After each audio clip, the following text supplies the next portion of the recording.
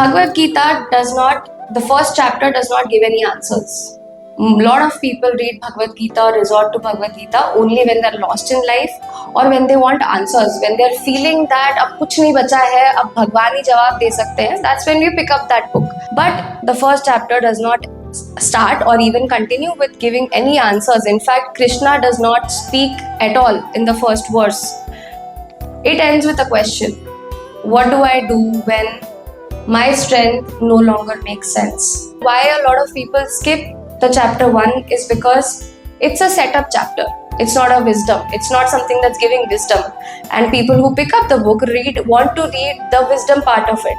So for example, if you are going to watch a play, the theater play, nobody looks at the stage setup, when the stage is being set up, when the characters are getting ready. Nobody looks at that. Everyone comes when the show begins. But the one who really wants to join theater is the one who's going to be present while the stage is being set up and while all the behind the scenes work is going on.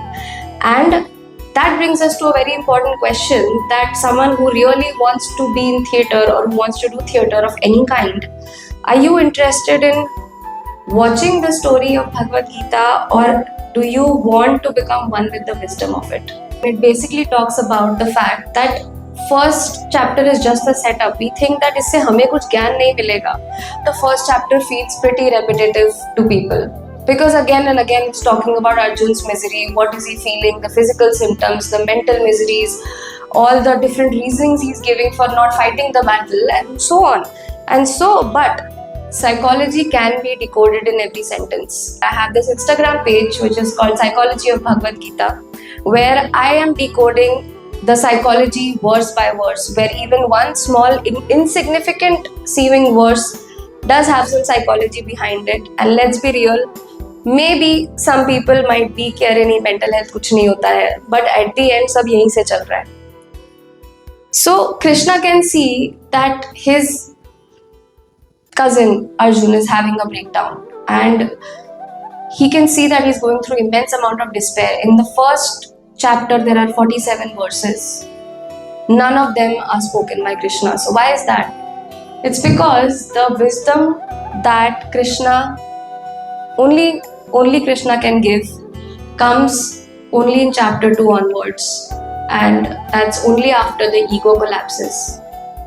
So Arjun had to fall and completely surrender before he could take on the knowledge that Krishna had to give.